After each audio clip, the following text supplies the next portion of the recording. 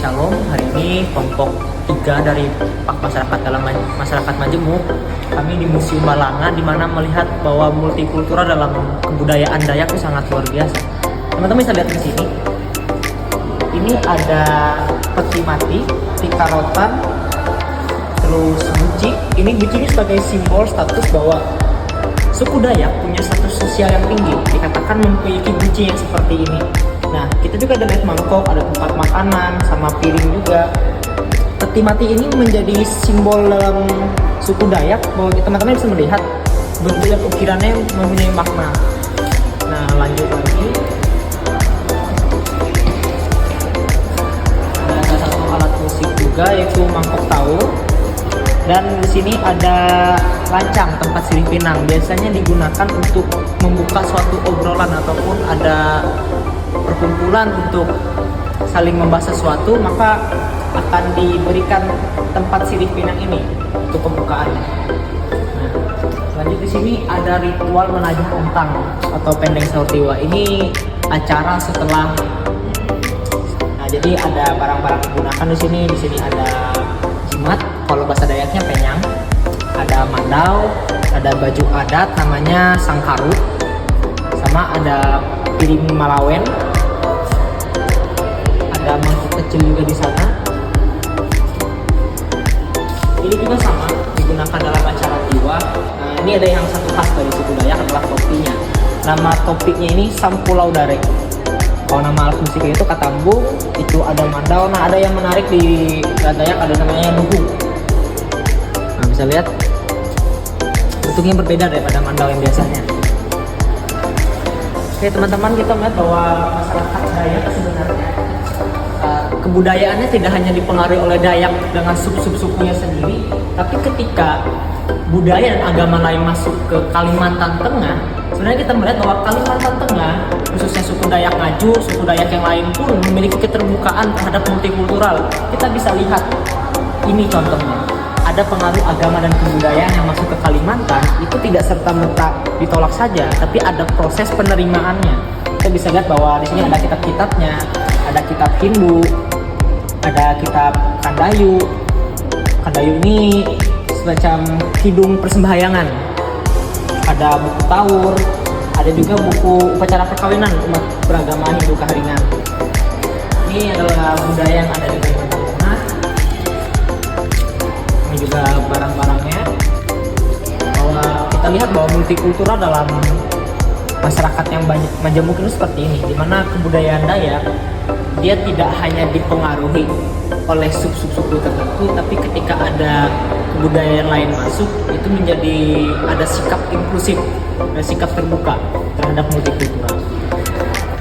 Ini juga ada kitab-kitabnya yang diterima di Kalimantan Tengah. Nah, lagi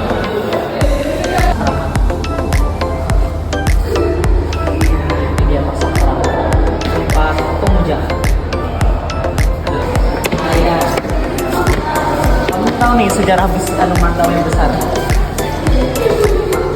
Mandau yang besar ini aku dengar ceritanya dari orang tua dulu, disebut dibuat dari besi sanaman lampang atau besi yang mengapung. Ketika dalam air pun masih bergabung, makanya namanya sanaman lampang. Dalam cerita yang saya dengar bahwa pisau ini dibuat dari besi tersebut. Ini memperlihatkan bahwa kebudayaan Dayak dalam alat perang, dalam berburu dan bertahan hidup itu beragam. Di sana ada tombak yang sekaligus menjadi sipet atau subit. Ada juga mandau menjadi ciri khasnya. Nah, dikatakan mandau dalam suku Dayak ada titik-titiknya. Pemberian titik-titik ini bukan suatu dibilang nggak ada maknanya. Itu menandakan bahwa mandau tersebut sudah digunakan selama masa perang dalam tradisi ngayau juga, yang artinya sudah banyak memakan korban.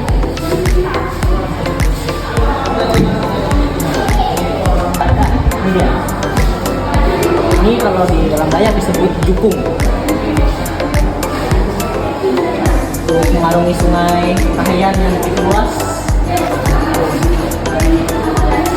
Ini ada.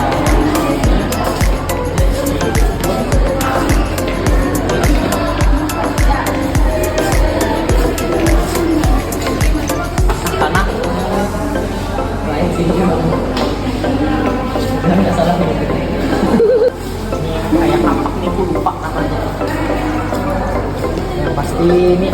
mandau, ada pisau ambang, sama yang kayak kapaknya aku lupa bahasa. Buat motong kayu itu.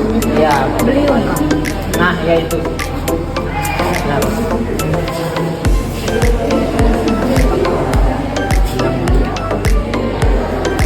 Jangan digaring keluar. Itu lesung. Ya, lesung. Oh, belakangnya apa sih namanya? Nah, namanya tuh. Lupa aku. Coba kita Lanjung. Bukan. bukan apa bahasa? Kalau yang lanjung kan sana. Ya, Bukan. ya, bucik Balanga. Ini menandakan bahwa masyarakat Dayak punya status sosial.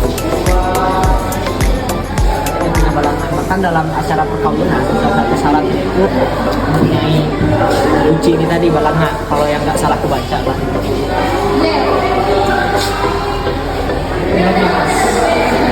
Ini Galang Manas dari Islamiang. Salah satu keindahan dari Dayak dalam aksesoris. Juga ada mitosnya. Dan lilisnya banyak jenisnya. Setiap warna itu ada maknanya gitu. Tapi biasanya dipakai untuk perlengkapan upacara. Bekal untuk kuburan, maksudnya untuk orang yang meninggal, maka dia dikubur membawa manas. Dan yang paling bermakna itu ya Islamiang, karena dia lilin Islamiang ini dikatakan berasal dari batang garing atau pohon kehidupan. Patung yang dipakai juga sama. Ini menandakan bahwa ada untuk keberuntungan, tidak buat kekebalan. Benda-benda seperti patung ini lebih identik disebut dengan penyang sih, atau jimat gitu. Kayak ada patung penolak bala, ada untuk kebal, ada untuk keberuntungan. Cuman dia biasa ditaruh di bawahnya gitu.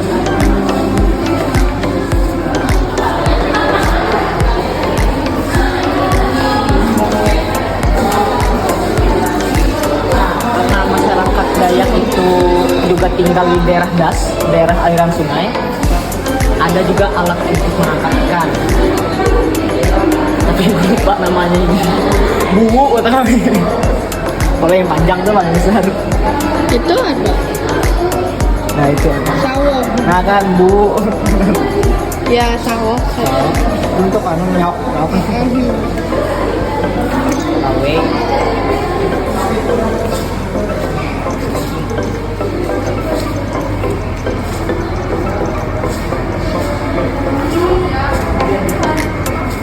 Nah, rumah betangnya yang sangat makna. Ya.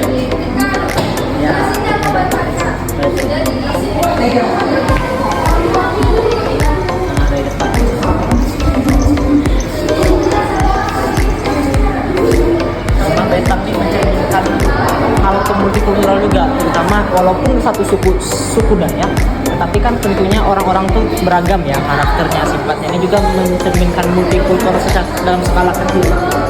Dalam falsafah Huma Betang yang diingat itu adalah kebersamaan, bagaimana hidup buyuk rukun, ruih rahayu.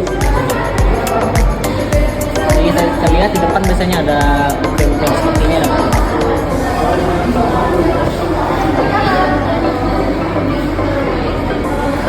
Sabun juling.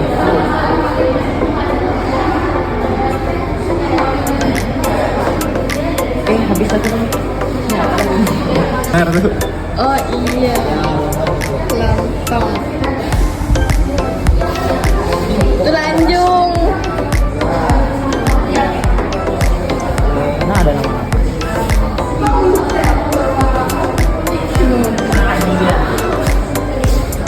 Tameng. Pertahanan khas suku Dayak Karawang.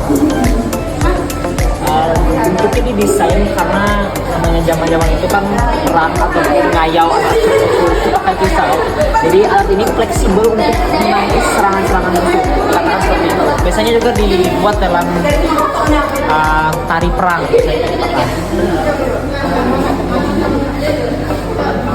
Lalu perlengkapan menarik yang ada Karawang.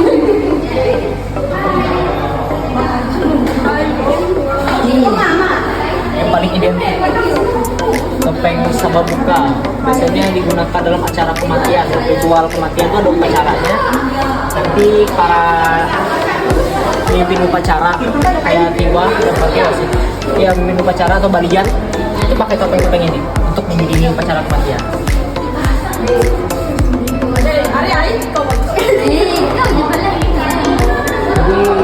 topeng ini panggung itu bentuknya dibuat kayak menyeramkan.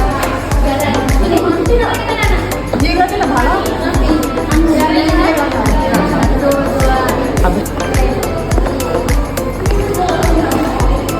Sebelah situ tadi di bawah. ya,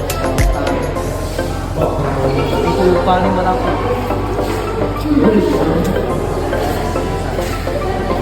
Masih belakang ada ratu.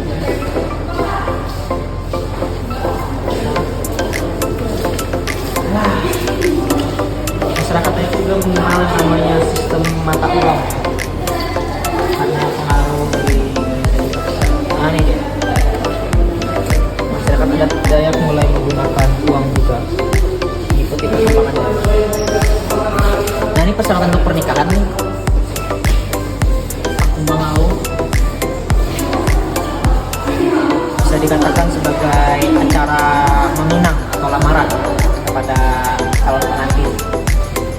Jadi persyaratannya ini ada kunci, saya tahu kalau misalnya belanai juga sih. Ya, belanai.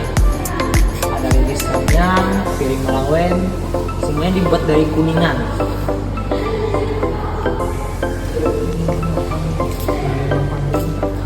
Dan itu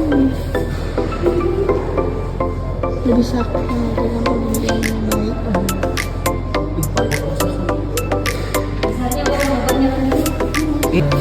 Koin besar ada gambar rumah betang. Enggak. Sama kalau kamu mengatakan ungkapan syukur kepada seorang ibu telah melahirkan anak, jadi anaknya itu dimandikan di sungai. Terus pemandian gitu, ada upacaranya namanya upacaranya nahunan. Ada hewan kurbannya juga. Tapi kalau kita lihat dalam kekristenan dalam pendidikan agama Kristen, ini kan mencelup ke air kan. Nah itu seperti ritual baptis ya. Iya. Cuman pasti beda maknanya. Kalau ini kan bedanya sebagai ucapan syukur, kalau baptis sebagai masuk ke dalam keluarga kerajaan Allah sebagai bentuk pertobatan juga.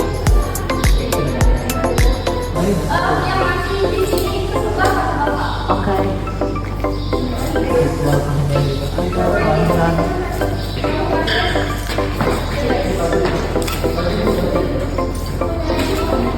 Nah langsung aja kan ke Hah? Apa? Langsung apa? kan sudah mau keluar. Oke, sampai di sini perjalanan kami di Museum Balanga.